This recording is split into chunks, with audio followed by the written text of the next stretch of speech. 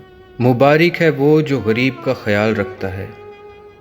खुदावंद मुसीबत के दिन उसे छुड़ाएगा। खुदावंद उसे महफूज और जीता रखेगा और वो ज़मीन पर मुबारक होगा। तू उसे उसके दुश्मनों की मर्जी पर ना छोड़। खुदावंद उसे बीमारी के बिस्तर पर संभालेगा। तू उसकी बीमारी में उसके पूरे बिस्तर को ठीक करता है। मैंने कहा, आए खुदावंद, मुझ पर रहम कर, मेरी जान को शिफा दे, क्योंकि मैं तेरा गुनहगार हूँ। मेरे दुश्मन ये कहकर मेरी बुराई करते हैं कि वो कब मरेगा और उसका नाम कब मिटेगा। जब वो मुझसे मिलने को आता है तो झूठी बातें बकता है। उसका दिल अपने अंदर बदी समेटता है। वो बाहर जाकर उसी का जिक्र करता है।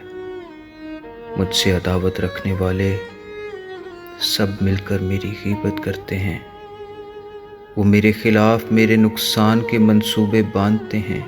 वो कहते हैं, इसे तो बुरा रोग लग गया है। अब जो वो पड़ा है तो फिर उठने का नहीं, बल्कि मेरे दिली दोस्त ने, जिस पर मुझे भरोसा था और जो मेरी रोटी खाता था, मुझ पर लात उठाई है। पर तू ऐ खुदावंद, मुझ पर रहम करके मुझे उठा खड़ा कर, ताकि मैं उनको बदला दूं। इससे मैं जान गया कि तू मुझसे खुश है, कि मेरा दुश्मन मुझ पर फतह नहीं पाता। मुझे तो तू ही मेरी रास्ते में क़याम बख्शता है और मुझे हमेशा अपने हजूर कायम रखता है। खुदावंद इस्राएल का खुदा अज़ल से अबद तक मुबारक हो। आमीन सुम्मा आमीन।